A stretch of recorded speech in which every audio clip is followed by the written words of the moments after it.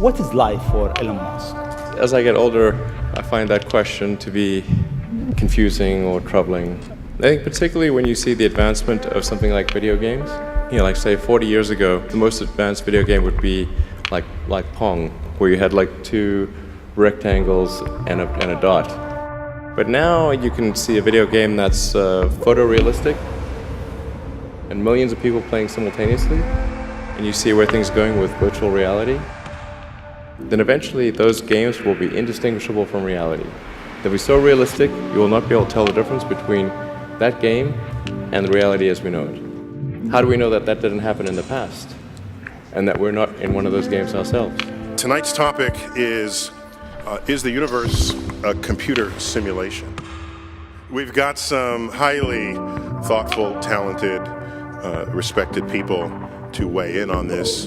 The more I learned about later on as a physicist, the more struck I was that when you get deep down under the hood about how nature works, how can I be sure that this mathematical reality isn't actually some kind of game or simulation?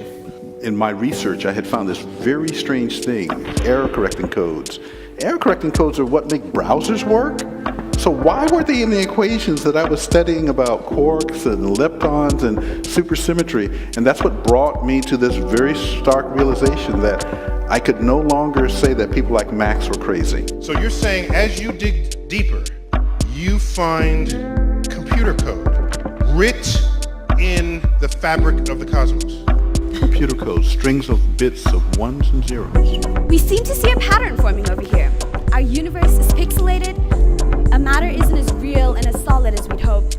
Our reality can be shut down, and we are ultimately informational, virtual beings so comparable to a computer program that it isn't a big jump to accept that we are possibly, no, we are probably living in a computer simulation. You sold a gun to a murderer so you can play video games? Yeah, sure. I mean, if you spend all day shuffling words around, you can make anything sound bad, Morty.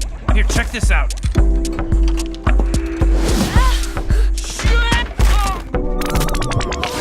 What the hell? Whoa, where am I? 55 years. Not bad, Morty. Where's my wife? Morty, you were just playing a game. It's called Roy. Snap out of it. The guy who really started forcing scientists to take this a bit more seriously and gave this idea a bit more scientific street cred, I think, is Nick Bostrom, my fellow Swede, Nick Bostrom. We are almost certainly living in a simulation.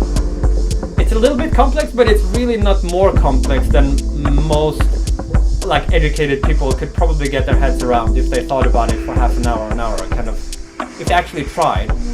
There's this interesting argument by your colleague at Oxford, Nick Bostrom. He argues that the notion of a simulated universe, what do you think about that?